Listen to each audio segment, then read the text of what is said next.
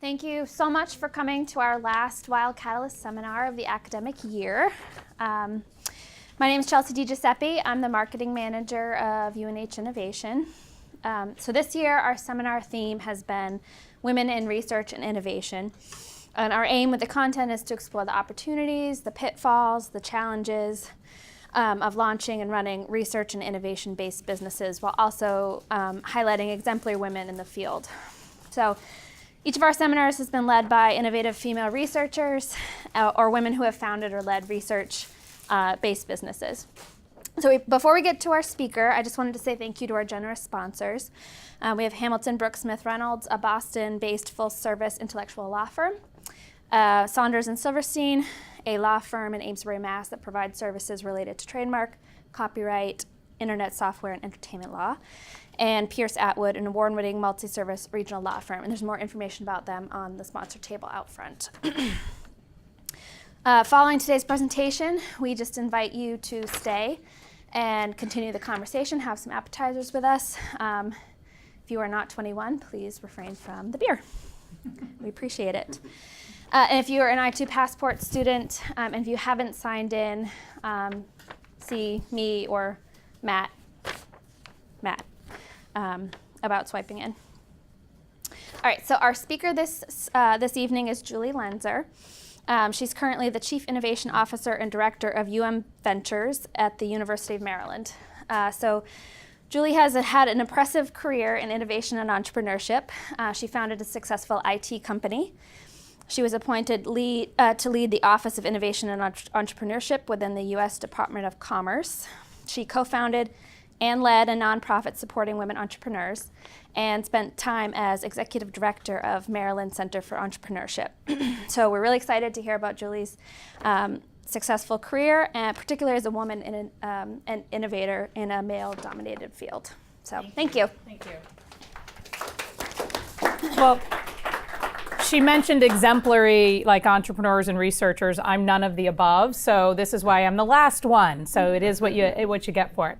I do have a really, I would say, eclectic story. So if anybody has any comments or questions as I'm going through, I'm pretty ADD because I'm an entrepreneur. So if there's an option to go off track, you might as well take me there.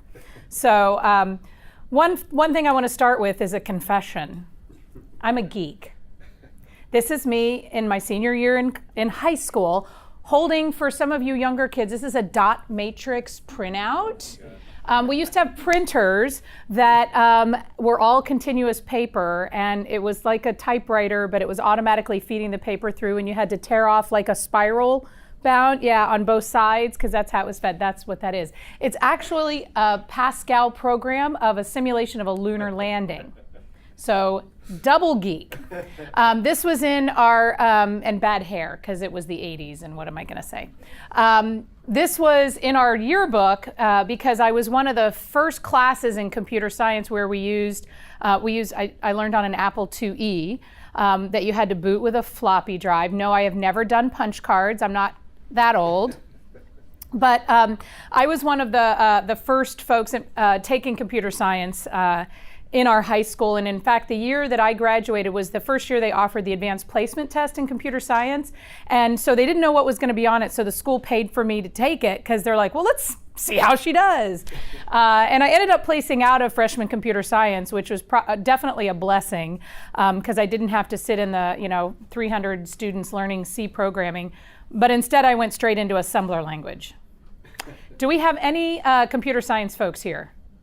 Oh God, now you guys are going to catch me on whatever I say. But so assembler language is basically very machine level programming, like moving data between registers and things like that. And just as a side note, I am a geek who likes to have fun. So you got graded on commenting your code. And so I would embed comments in there that said, it's 2 a.m., what the hell am I doing awake? Just to see if my professors were actually reading them. And they did sometimes. I'd get little comments and say, I guess you didn't plan well on your schedule or something. Whatever. So, one of the things has always been my goal is that I am not the prototypical computer science person, geek. I'm not a young guy with a hoodie. I've always really tried hard to make geek chic. And I have 2 daughters, and I'm trying to convince them, I always tried to convince them that computers, like knowledge of computers and technology is just really powerful. And so you might notice, the women may have noticed that I like to wear fun shoes. Men, you didn't notice. Women usually notice that right off. I didn't call it fun. They're fun. I have fun with shoes. And but I once actually had someone question my intelligence because of the height of my shoes. So you know what I did? I wore higher shoes. I wore higher shoes. But that's part of that preconceived notion, right? It's that you must fit into this box. You can't. And I feel like through my career, I've done a lot of box breaking, and or maybe I just didn't care. I'm not sure which. Does it matter? It doesn't really matter. And so I'm going to talk a little bit about kind of the way through my career, you'll see a lot of kind of busting silos. My path was a little bit like this. A lot of people have well thought out plans, and I'm going to do A, and then I'm going to do B, and then I'm going to do C. Has anybody's life worked out that way so far? Maybe some of you younger ones? Yeah, you're too young. Just wait, your curve is coming. Trust me, it's coming. I think that's part of the challenge, though, is that we and my daughters went through the same thing. It's like you think that there's one way or there's a certain path that you have to go through, but the reality is it's not anything like that. It is more like this. It's very circuitous, so you don't know where you're going to go. And that's actually great news, because some of the things I'm going to share with you were things that I never would have imagined in my lifetime that I would have had the opportunity to experience. And there's something about just kind of getting out of your own way and going with it that you can find these types of opportunities to really do more than you think you ever would have. So the underlying theme of all of this is getting out of your comfort zone. Doing things that, I think anything that I've ever done in my career at the outset scared the shit out of me. Even walking into my first AI class, yes, I'm not that old that we actually had AI programming when I was in college, really scared me. But I always knew, I created a new term called exhilarosted. I'm exhilarated and I'm exhausted at the same time. That's how I knew that it was something worth my time and energy. And hopefully, whatever you're studying, for those of you that are in school or whatever you're doing in your work, you find that. And if you don't, there's ways to create that. And we'll talk a little bit about that as well. So I went to work at IBM right out of school. And I was designing software systems for manufacturers. So you can tell I'm right out of school because the sweater is clearly something that my mother bought me. I hadn't quite gone out on my own fashion-wise. And so this gentleman right here looking like he's adding value, but he's really not. He's taking credit for holding my bag. He's the marketing guy. And he brought me into this facility for the IMS company. And I was literally not even, maybe a year out of college. And they had a competitive bid of another vendor that was trying to design their computer system, a computer system to take them from tracking their inventory on paper to barcodes. And he had shown me what they had done. Somehow he got a copy of what the other vendor had created. And no offense to engineers, but it was designed by engineers. It was not designed by software. Back then, there wasn't necessarily a cross integration, right? And so it was just not a very good design. And so I had some ideas on how I would fix it. And so I walk into this room with these 2 guys from IBM, and this was my customer, who was probably at least 15 years older than I was. And he looks at me, he looks at the marketing rep, looks back at me, looks at the marketing rep, and he said, "What is she doing here?" And I was like, who's he talking about? He was talking about me. I mean, it was, now granted, and if you think that's just because this happened maybe 20 years ago, or maybe longer, this stuff still happens now. I mean, it still happens now. And I had a choice at that point. I could have gone, oh, he doesn't like me, or, I could have been offended. I could have gotten pissed. But instead, I just said, I'm here because the person that you were talking to about designing your system doesn't, that they didn't do it right, and I want to show you how to do it right. I just kind of led with the facts and led with that, and we got the job, and they ended up being my sugar daddy. They got bought out by Procter & Gamble, and I worked with them for probably a good 10 years after this point, and we became very good friends once he realized that number one, he wasn't going to intimidate me, and number two, I actually knew what I was talking about.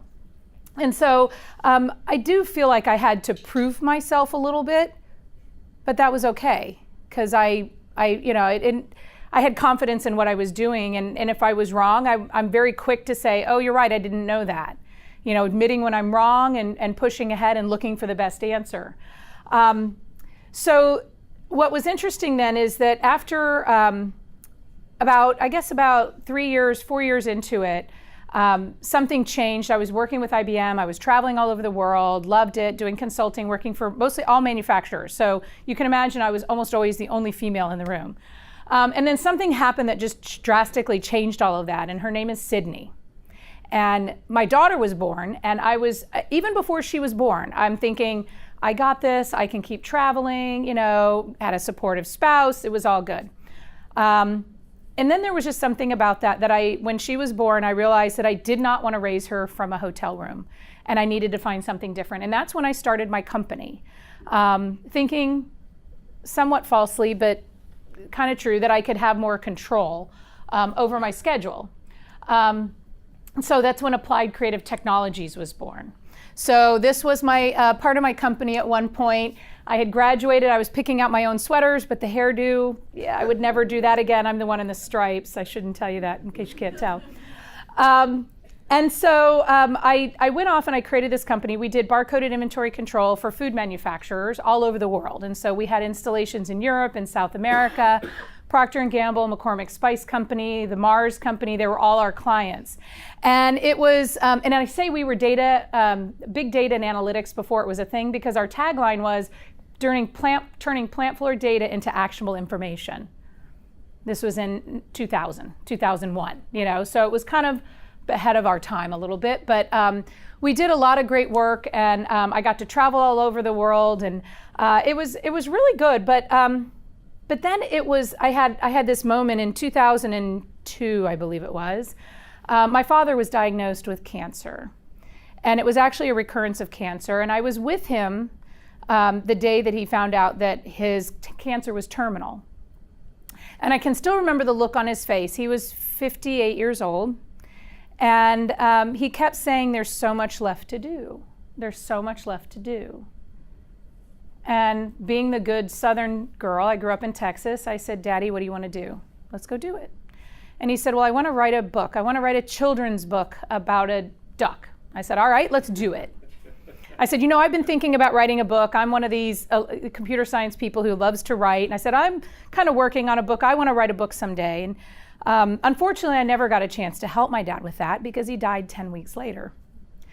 But that moment of realization that I was in a place that I no longer enjoyed really, really shook me. My company, it was just, I had lost the fun in it. And so I started to think about how I wanted to exit. And as I was, the good news was we had built something of value, and we had a business partner, an international business partner that did all of the plant floor, the actual control, the PLCs, the devices. Our software sat on top of that, and they bought our software so that they could have a more end-to-end end-to-end solution. And I went to work with them for a year. That was torture. I hadn't had a boss in 10 years. It was really, really interesting. But I had an opportunity to go, as I was exiting my company, to be a delegate at one of the first Arab Business Women's Summit in Tunisia. And I tell you, this is 2005. And I tell you this, it seems like it's a random thing, but you'll see where it matters. So I bonded with this woman because we both lost our luggage. You think about the things that happen to you, right? How many people have lost luggage? That's why I don't check anymore. But we bonded over lost luggage and being able to only speak Spanish to our cab driver who only spoke Arabic and French, and that's how we got to the grocery store to get some toothbrush or something. But it turns out she was an author, a published author. And so she asked me, she said, so, now that you sold your company, what are you going to do? And I said, well, I'm writing a book. And have you ever had that moment where you said, did I just say that out loud? Sometimes my thought bubble volume goes up and I don't realize it. So I told her I was writing a book, and she's like, well, what is it about? And I had been collecting a lot of stories. There was something about, I started my company when my daughter was 6 months old. I had another child a year later. So I had, young children and this company, and people would look at me, and I don't know what it is. I have these 2 young kids who are like, oh, when are you having a third? First response is none of your damn business. But I said, well, you know what? I have a third child. It's my business. It takes all my money, keeps me up at night, and it even sasses me back. And people got that, right? And so I started writing down the parallels between building a business and raising kids. And so, this power of out loud, it actually happened. This is my book, The Parentpreneur Edge, What Parenting Teaches About Building a Successful Business. So what happened is this woman that I'd met in Tunisia months ago, she was at an event where she met an acquisitions editor from John Wiley & Sons, said they were looking for a book about kind of parenting and business. Is there something? There are mompreneurs. And she goes, oh, you know what? I know somebody. And she called me up. She goes, can you send them your book proposal? I'm like, sure. What is it? So just so I make sure I get the format right, do you have one you could send me that I could take a look at?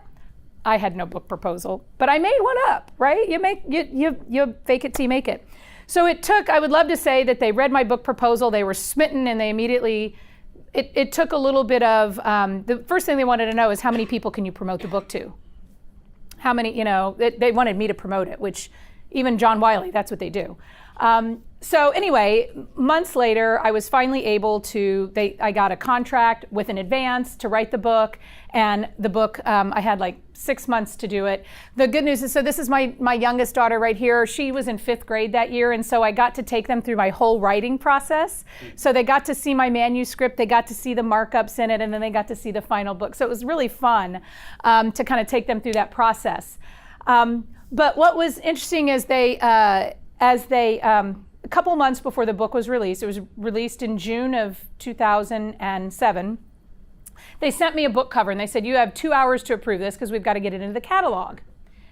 And I took a look at the book cover and I just cried. Because there was nothing about my dad wanting to write a book about a duck in my book. I had never told them that story, and there's a duck on my cover. And I said, why did you pick a duck? I'm bawling because it's like, my God, my dad is on my book cover. They said, oh, it's just a gender neutral toy. But it's all connected, right? It was an amazing thing. So the moral of that story is be careful what you say out loud, because oftentimes that starts the motion of things to come true. This was 5 years after I had, talked to my dad about this. And this was a year and a half after I had told this woman that I was writing a book. So you just never know. So fast forward several years, and I was recruited out of semi-retirement to start the Maryland Center for Entrepreneurship, which you mentioned. And part of that was building out the ecosystem. And I was part of many of you may not have remembered Startup America, which was one of the Obama administration initiatives to get startups kind of. So I was a co-founder of Startup Maryland, and my colleague and I were sitting in my conference room. I can remember talking about what are we going to do with this? It was truly a startup. We had no idea what it was. We knew that we were trying to help connect our entrepreneurs across the state. That's about what we knew. So how do we do that? We had seen some guys from Iowa who had said they were trying to raise money to take a bus from Iowa down to South by Southwest, and I was like, well, what if we just got a bus? We threw the state flag on it and, kind of did something like that. So my boss is in the corner and she looks up and she goes, I love that you think you can get a bus. Really? Game on. And so we actually found an entrepreneur in our community who owns a bus company. We told him what we were trying to do. We had no resources. Nobody funded this. We had to go out and build this vision. We had to get people to come in and see what we could do. And they didn't even really know the first year. But raise enough money so that we could get the wrap on the bus. And what we did is we put a video studio in the back of the bus so we could videotape entrepreneurs' pitches across the state. And then we entered them into a statewide pitch competition. We didn't have any prizes, but they became the winner and they got recognition. And it was so successful. This is Kevin Plank, who is the co-founder of Under Armour. He's an alum. This is Scott Case, who was the co-founder of Priceline. And our tour had become so successful in just connecting entrepreneurs with resources that they asked us to come to the White House to talk about it at an event. And little did I know that that was a foreshadowing that someday I would actually go to work there. But it's just another one of those things. And so as I was at Maryland Center for Entrepreneurship, I've been there about 2.5 years. I got a call from, and I can still remember the message from somebody who says, I'm with the Secretary of Commerce's office and I'd like to talk to you about an opportunity. I'm thinking, okay, so I call him back and he's describing this position to me. It's the director of the Office of Innovation and Entrepreneurship. And he's talking about tech commercialization and ecosystem building and helping technology entrepreneurs. And this is a very, I think, female thing, right? I'm thinking in my mind, he's calling me to find out if I know anybody who could do this. That's honestly what I'm going through my head, my contact list. I'm like, who do I know? And then as he's describing this job to me, I'm like, wow, this kind of sounds like my background. I wonder if they'd be interested in me. And at the end of the conversation, he said, and so at the Kauffman Foundation said you'd be perfect for this job. Would you come interview for it? And I wasn't interested in leaving at the time, but when opportunities come to you, I decided I was going to follow the thread. And that's another common theme you'll see here. So I did. I went like 3 days later, I went on the interview. And I was so excited. I can remember standing in the elevator and seeing the big Commerce logo on the carpet. And I left the interview completely dejected. It didn't go well. In fact, what I was really struggling with is that as they're talking to me about this position, they're talking a lot about workforce development. And while there's a tie between entrepreneurship and workforce development, I am not a workforce development person. That's all about job skills and it's about placement, and I didn't know anything about that really. So I left there and I was on my way to another appointment, and you can't make this stuff up. I was actually going to a trapeze lesson. You can't make this up. So I'm on my way to the trapeze lesson and I'm driving and I'm thinking, I'm like, wow, I really thought this was going to be an opportunity. I really was excited about this. And then I started thinking about, all right, so what about it? I didn't like the workforce thing, but maybe if they were interested in how we could take an entrepreneurial mindset and entrepreneurial skills and apply them to our workforce to make them more marketable and better employees, maybe that's something they'd be interested in. So in between my time up on the trapeze, I am with my phone, I'm putting together an email to them, and I basically said, if this is what you're looking for, the workforce, then I'm not the right person. However, if this is what you would be interested in, if you think there's value in doing it this way, then let's continue the conversation. I mean, it was a risk, right? I could have pretended like I could do this, but I just figured being transparent was a better choice for me, because then I didn't have to really fake that I had this skill that I didn't. And so it was probably 20 minutes later that I got, and this is a Friday night, that I got the email back. Yeah, that sounds great. When can you come back for another interview?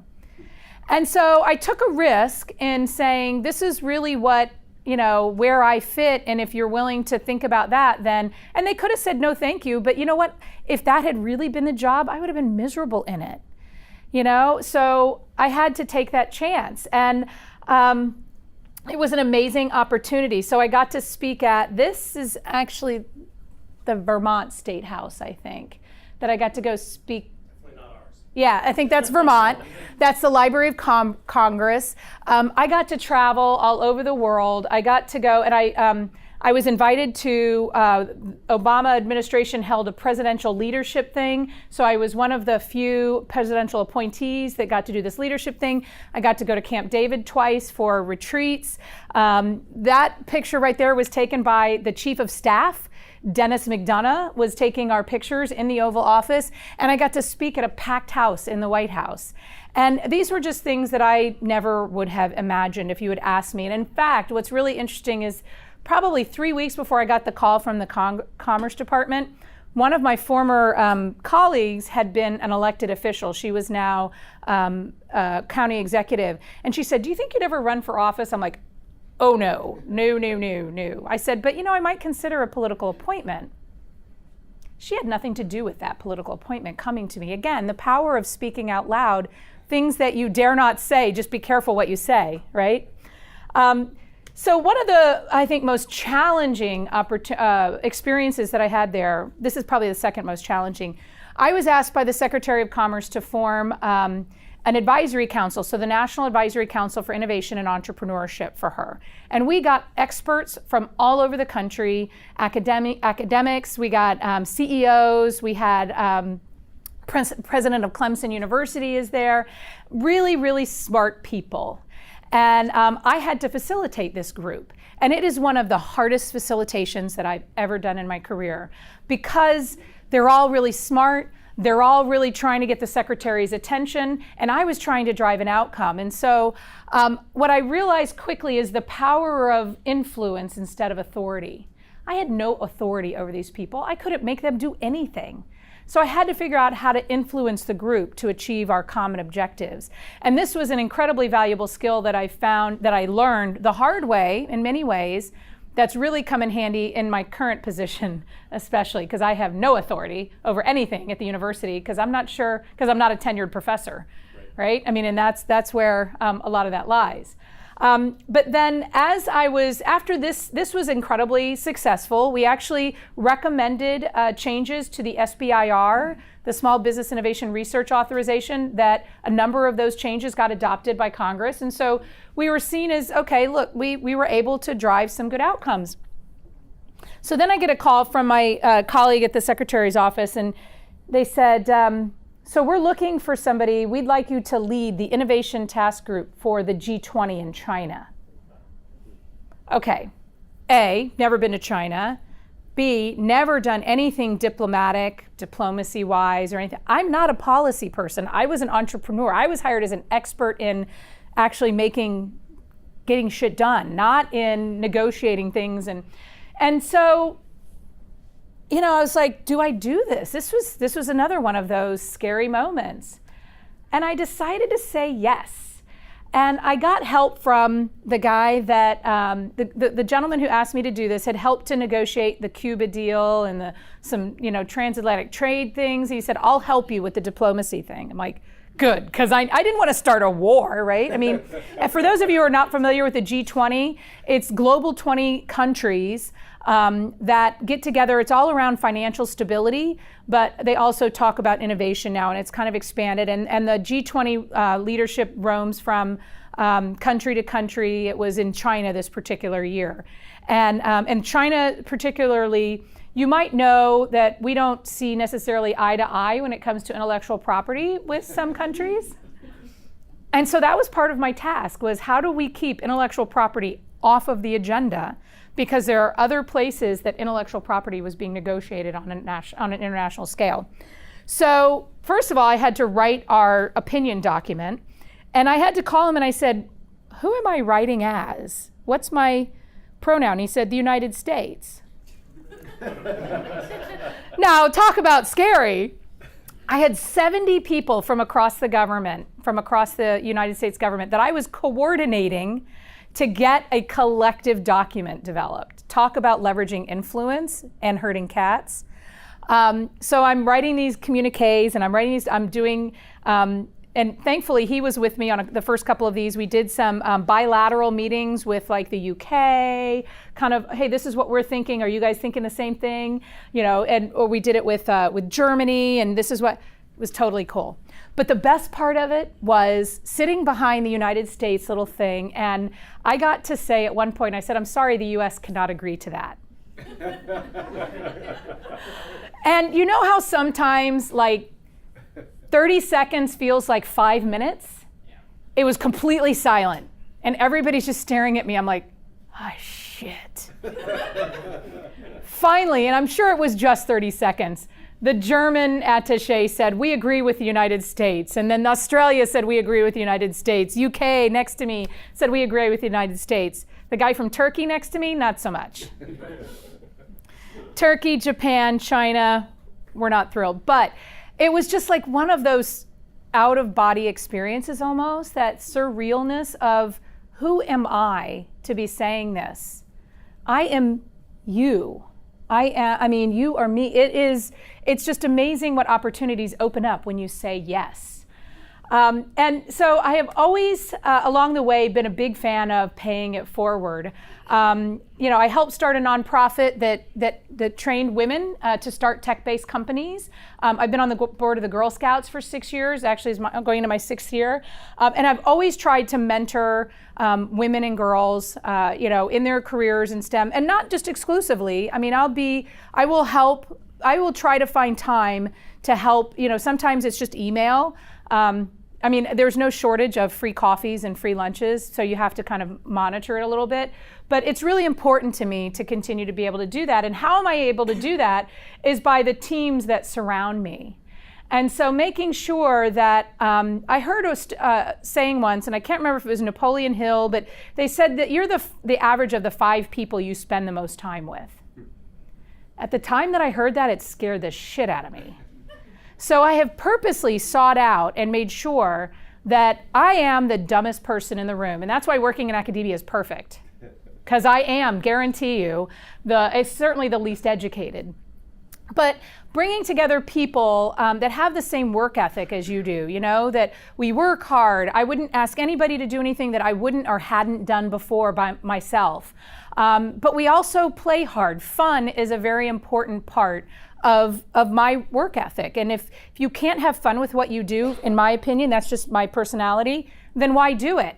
So my staff from the Maryland Center for Entrepreneurship, this is what they did to my desk when I announced that I was going to the feds.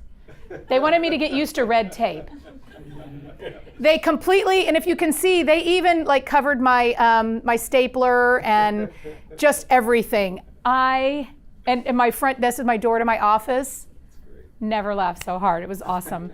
And then when I went to the feds, they continued this because this is a 52-inch Incredible Hulk that they put behind my desk one day. It was on my 1-year anniversary that said, "Keep breaking through the red tape." And I really kind of wish I had taken Hulk with me. I might just have to get another Hulk.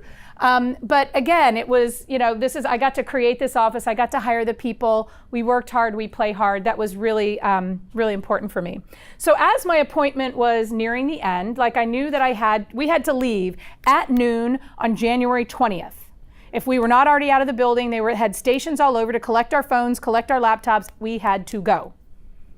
Not sad about that. But, so I about the summer before that, I started thinking, all right, I know I have to leave. What am I going to do? And I promised myself, I didn't know I wanted to do that. So I promised myself I would follow every thread. But I was pretty sure that I did not want to go into academia. So, here I am. A colleague that I had worked with, and I had actually seen him at the White House for a couple of the summits that we had. He called me and he said, "Hey, we are creating this new position. Would you be interested? You wouldn't be interested in applying, would you?" And I had promised myself to follow every thread. I said, "Sure." And I was still on the fence a little bit. And then I went to the interview, and it was a panel interview, and I had to give a PowerPoint. And just the questions and the opportunity, I became excited about the opportunity. Maryland is we do about $550 million in research, but we were hitting way below our weight class in economic impact of that research. And so I saw it as an opportunity to have an impact, and that's always something that's driven me as well. And little did I know, and so I was brought in also to create the ecosystem so that the startups and the innovation can really flourish. So our goal was really to get the ecosystem into these connected nodes that are all connected to each other and creating collisions, much like you probably have here, right? I mean, that's what you have here. Yeah, that's not what we had. We had this. We had each carefully constructed college with a very deep moat around it, and some of them are shark infested. So quite a bit of difference and quite a bit of challenge. But I found that there were some unique challenges in higher ed. I'm not sure which dog is which.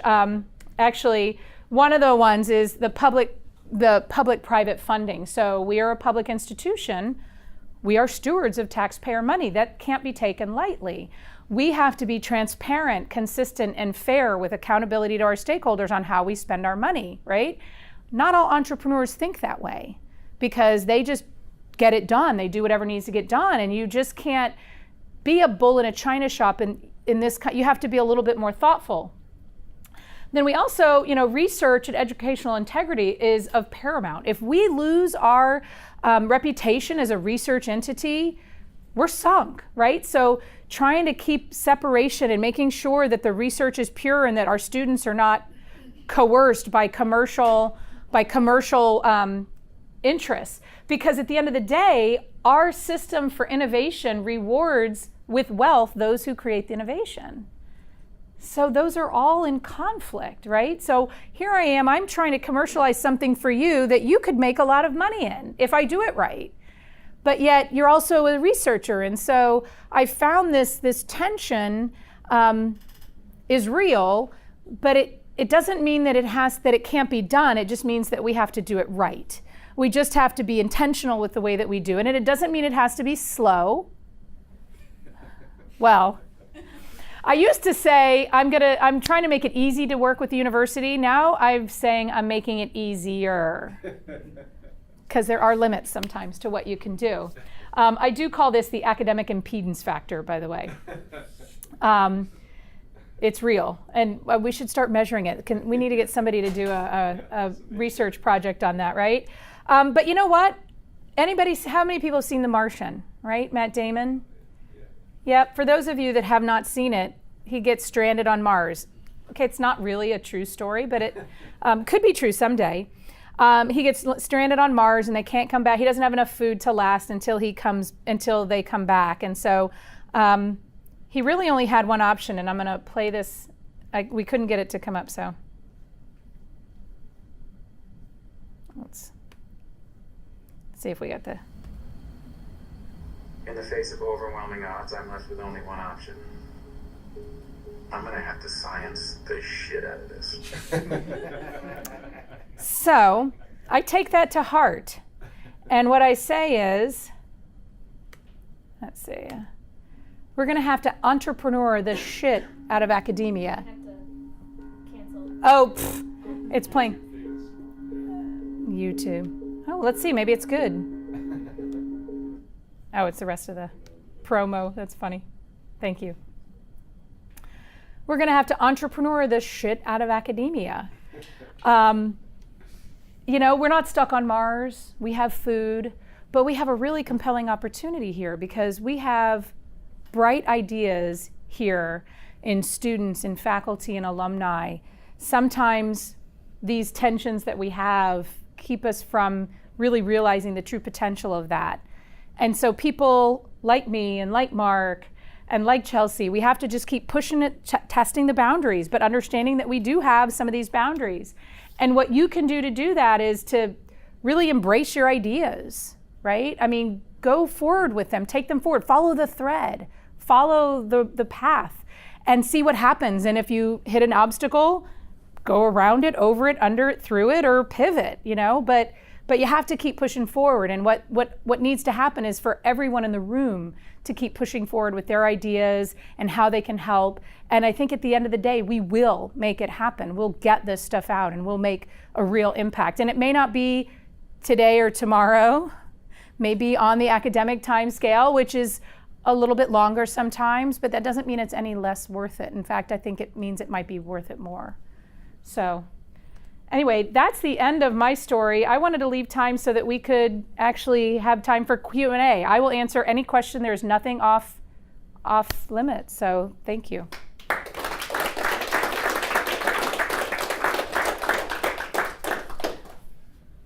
Ask away. Can't be shy. That's a great story. Is Michelle Obama really that tall? Yes, she is.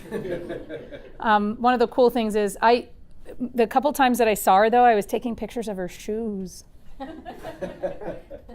My daughters both got to meet the president, and my youngest daughter got to meet Michelle Obama, which was really fascinating. It was at the last Christmas party that they had the last year at the White House. And I actually have pictures of her hugging Michelle Obama when she said, "Mom, I just want to hug Michelle Obama." And I don't know what she said to Michelle, but Michelle went in and gave her a hug and sat and talked to her for a while. And I'm just like the silly mom sitting there taking pictures. I never even, but anyway, I'm sorry, you had a question.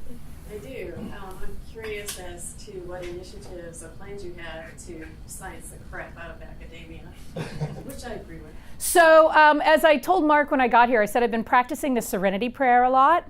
Those of you who are not familiar with it, God grant me the serenity to accept the things I cannot change, the courage to change the things I can, and the wisdom to know the difference. And so in the 2 years, I've only lost a couple one limb, one toe from landmines, political landmines across campus, but I'm a starfish, so it grows back, so I'm all good. So I'm trying to figure out where are, there's some things that are going to be long tail, right? So shifting culture and shifting mindsets and that's going to take some time, and so we're planting seeds there. But what I've identified is areas that I can actually have an immediate impact. I hired a tech transfer director who's very much out of the box thinking with me, and we're basically trying to disrupt tech transfer by giving stuff away and trying to share on the upside. So startup, you don't have to pay any license fee to take our technology. We're going to make sure you keep developing it or we'll take it back. But then if you do well, we want you to share the wealth, and that's it. And pay back your patent costs, but even that gets spread out. One of the other things that I realized that you guys have already realized is the wealth in your alumni, entrepreneurial alumni. So few people know that Sergey Brin, co-founder of Google, graduated undergraduate from University of Maryland. Brendan Arib, who created Oculus, actually he didn't even graduate from Maryland. He went there for one semester. But he just gave $30 million, and we're opening his new building on Saturday for... Sure you can give him an honorary degree. What's that? Absolutely. He can have it. Fortnite, guy who creates Fortnite, Maryland grad. So nobody knows this stuff. We don't know this stuff. And so part of what we're trying to do is we're trying to tap into our entrepreneurial alum to bring them back through our alumni association, which we'll see if that works, but to be mentors, to be potential CEOs with our faculty startups, to invest. So I'm going to be raising an investment fund that is going to be for student, faculty, and alum-run businesses, no matter where they are in the world. Probably we'll start with the US, just given knowing how hard this is going to be to do. And then that way, it's a way to engage. Again, we were just talking about this earlier. I really view the innovation and entrepreneurship as a mechanism for engaging students, faculty, and alumni and industry. How can we then reshape kind of how the university views it, and how can we, like I said, make the university easier to deal with? So we've adopted some prepaid licenses for industry that we shamelessly stole from Minnesota. And so we're looking at different ways to reduce the academic impedance factor, to minimize the friction that it takes to do business with the university and to kind of support our entrepreneurs. So yeah, we got for the first time we have a space. So for as big a university as we are, we didn't have a space like this, especially that had multiple units in it. We had our business school has undergraduate entrepreneurship. Our School of Public Policy has a social entrepreneurship program. Our School of Engineering has an incubator, and they do some tech commercialization stuff. Our ag school. So part of that, we just now created one. We call it Startup UMD, where we have 3 of these units together under one roof for the first time. So we have the Dingman Center, the Do Good Institute, and my group, UM Ventures, under the same roof. And so it's not been as fast as I would like it to be, but I think we're starting to get the message that a building does not mean innovation, that you need to have people and programs inside to really generate it, and you need to connect the dots of the ecosystem and include your alumni in there for really maximum impact. So like I said, you guys are ahead of us in some ways, and yes. If you're disrupting the traditional methods and the standard measures of licensing fees, number of startups and other stuff that have been traditionally used, how do you get around those, and are you changing them or just completely ignoring them? What's your plan there? Yes, and we still report to Autumn our tech transfer metrics, but we're not going to go all Utah and just create LLCs just so we have a high startup number. Oops, did I say that? They know they did it. And so we are looking at different metrics, and we're trying to, we'll continue to report the traditional metrics, but we're also setting the expectation that, and our provost she's a big supporter of innovation, but not so much of like she doesn't see the value of patents because you've got all these patents sitting on the shelf. And so how can we use these as assets for the university? You know, faculty like to have patents. It's good for them. We got patenting and innovation or entrepreneurship into the tenure policy. So that actually helps some with the faculty culture. As I was saying, we now have to get the department chairs to recognize that. They can now, but they don't always. And so we recognize the traditional measures, but at the same time we have our other, kind of our set of books that we call success. You know, so we look at money that we help our startups raise, which is just now getting started, you know, and I think once we raise a fund, that will help too. You know, it'll start to see and get, you know, if you look at the other institutions that have really gotten this engine cranking, they've been able to bring in some early stage capital, some really pre-seed stage funding, and kind of build that pipeline of fundable businesses or, you know, fundable ideas, if you will, from both a student and a faculty perspective. It's not an either or. Yes. Can you talk a little bit about mentorship through the various stages of your career, specifically, you know, mid to ladder, and you know, how that's kind of influenced things? Sure. The great thing about being mentored or mentoring is that if it's done well, it's a two-way street.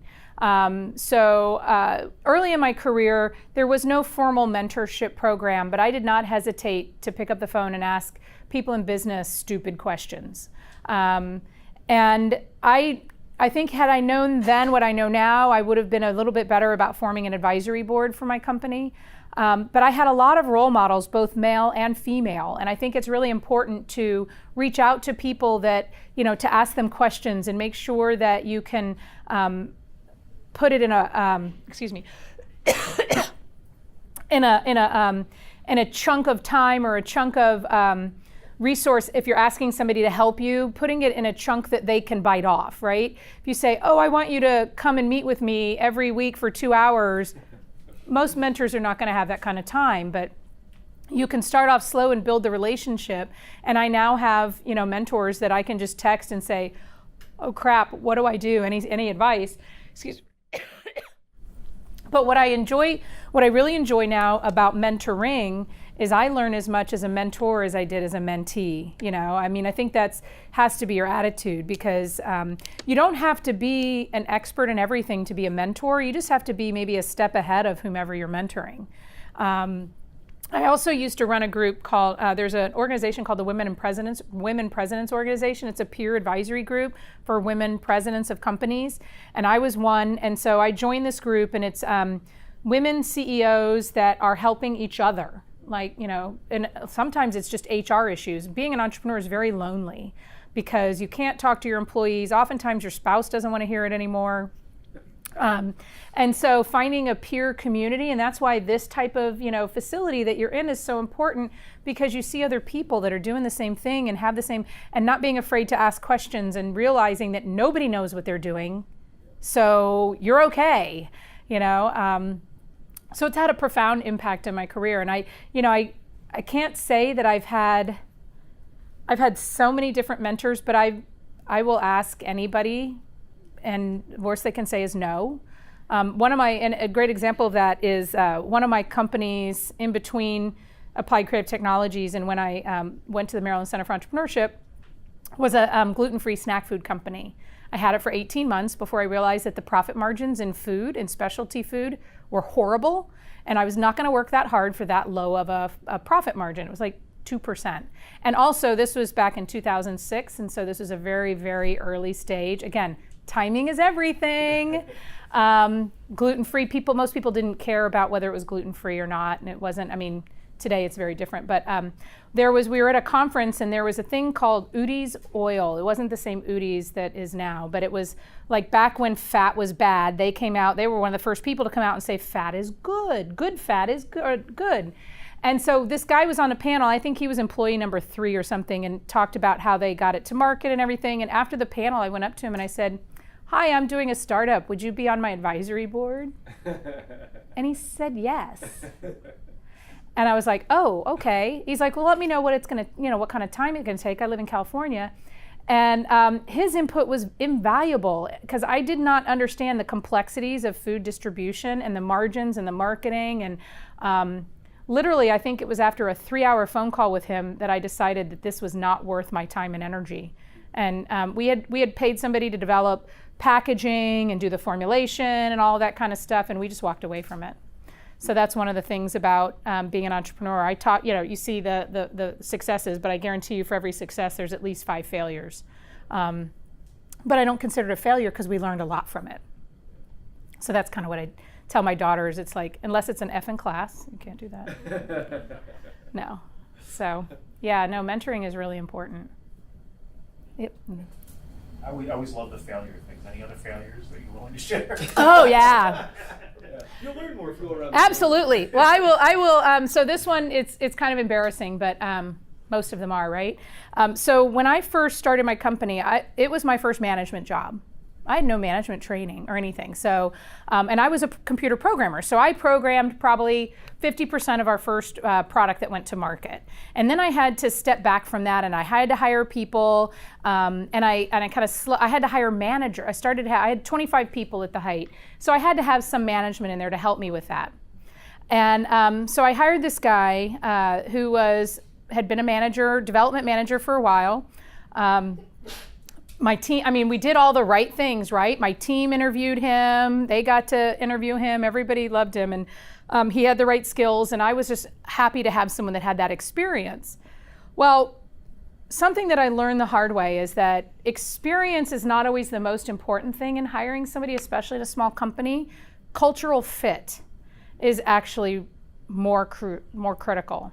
So he used to get upset. So we were still a small team. We were probably 18 people, and I'd grown up with these developers, right? We developed together, and I'd go in and I'd sit down and talk to them about how their boyfriend was or how their kids were, and then we'd start talking about the code and, oh, where are you guys? How'd you do that? What's happening with it? And he got upset because he felt like I was going around the chain of command. And so there were other things there, flags there. He was just a very authoritative kind of line of control manager, and we were not that at all. And so after I had come back from a trip with my dad, who was dying at the time, I had heard some bad stories, and it was just getting bad with him. Like, it's almost like a toxic thing. Very rarely do you fire someone too soon. Usually you fire them too late. And everybody around you goes, what took you so long? So we sat down, we were talking, and we just had this terse exchange. I had my chief operating officer in there, and we finally decided to mutually part ways. And so my COO walked out and, kind of saw him get his stuff and then was going to leave. My COO pokes his head in the office and he says, he lent you something and he needs it back. And I'm like, I have no idea what it is. For the holidays, for Christmas, he had given me this beautiful bamboo arrangement of live bamboo, and he wanted it back. So he came in and he took my bamboo back. And I'm just sitting there, you can imagine, my chin is on my desk. I'm like, are you kidding me? The next boss's day, my employees gave me my own bamboo. But it was, I didn't hire him. I looked at skill thinking that I didn't know enough and that he knew more than I did, but in reality, the cultural fit was just bad. And I probably fired him too late. Like I said, you don't ever fire anybody too soon. Hire slowly, fire quickly.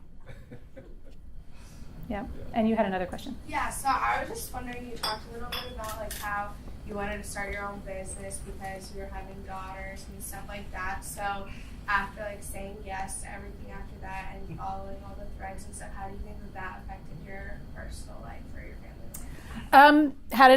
So one of the things that with my kids, I found my most productive time from 9 p.m. to 1 a.m. That's when I would sit in bed with my laptop and do programming. So when I say that I did it so that I could be there more for them, I was, but in a different term. So the joke is that you be an entrepreneur because you get to pick the 80 hours a week that you work. And I involved my kids in the business. So like when I had, when my book came out, we were at a trade show or something, or I was speaking at a show. So my daughters worked the table with my booth. And one of the family things that we did is at dinner, and we tried to sit down for dinner. That was like something that we tried to hold sacred. And we started this good thing, bad thing. And so we would go around the table and say, everybody gets to share something. You can start with, did anything bad happen today? And you don't have to share something bad, but you had to share something good. Even if it was, I'm sitting at the table with my family right now, or, And so it really taught my daughters how to listen and how to engage and how to shut up when it's somebody else's turn. But we also would talk about, Mommy had to fire somebody today. Oh, that's not very nice, Mom. You're so mean. Well, no, let me explain to you why. And so I would talk about business as part of that, not always.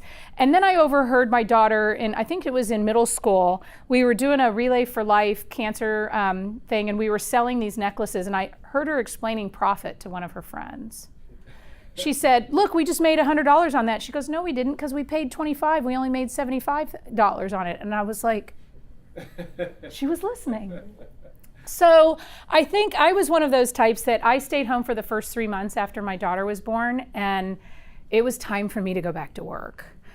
It was expensive for me to be home because I kept redecorating the house, and I have just always felt called to do something. But I've always been very cognizant of including my children in that. In fact, I can remember my children first realized that the earth rotates because I was in the Netherlands and they were at home, and it was midnight for me, and it was 6 they were just eating dinner, and and that reality kind of, it's tangible, and I took them to travel with me quite a bit. My children, by the time they were 16, had been to 9 countries. And, that's not, you guys are probably all really well traveled, but I know a lot of people who've never been outside the country. And my daughter, actually, I got to do a 2-week training program in South Africa. It was right before her high school years, and she came with me for 2 weeks. And that was instrumental for her. And she ended up using that as to write her college essays. And so it's all about how you approach it, I think you have to get rid of the guilt of, I did not make every soccer game, but I was also the for the softball, I was I did the roster and stuff for softball. I also believe that I surrounded myself with good support and help so that they had lots of people that could help them and support them, and I wasn't the only one that had all the right answers, So you just have to kind of find your way. You have to find your way. And now my daughters are both graduated from school. One is married. They live in Cincinnati. They're doing well, and they'll call me for career advice, and it's, everybody's path is different. You just have to find your own and really feel that's, and get rid of the guilt stuff, because that doesn't help. Yeah. I'm gonna ask one. Uh-oh. So since you're off your own campus and on to ours, I won't say, what would be one recommendation you could make to us about if you could change anything in academia to meet some of these objectives? What do you think the single biggest change, what's the change that would make the single biggest impact in fulfilling the potential that all universities have? Right. That's a great question. I struggle a little bit with, people talk about kind of applied research and bringing industry in so that we're working on real world problems, but you can't get rid of basic research because that's where some of the best foundational things come from, right? You have to have that academic freedom to explore these things. I think sometimes we have to be willing to start over when models seem to be outdated, and I think there's a hesitancy in academia to just start, clean the slate and start over. You start to pile. So I'm a software person, right? You talk about, you can maintain code and you change code and you change code and you change code, and all of a sudden it is completely unrecognizable. It's unwieldy. Sometimes you just have to clear the plate. And there's a real hesitancy to do that in academia. So for policies, right? For even tenure policy, let's really rethink this. What would be what do the faculty now need and want, and what makes sense to meet our objectives? Might be the same, but it might look a little different too. So I would just say, the willingness to to really take on wholesale change where it's needed. And it's something that requires bravery because, you know, it has to have a visionary, you know, person. It has to come from the top, and they have to be able to support it. And it's risky because, I mean, we had an incident at our university. It was horrible. We had a student who was a football player who died at practice from heat stroke. And it was tragic. It was horrible. And it rocked our whole, I mean, you know, it rocked our whole university, but, and they're making changes now, but it's been almost a year since he died. Things should have happened a lot faster, frankly. And we know that, you know, but there's a hesitancy sometimes, I think, to really be disruptive. Within the boundaries, of course. Bull in a china shop doesn't work. Yeah. So, all right. Well, thank you.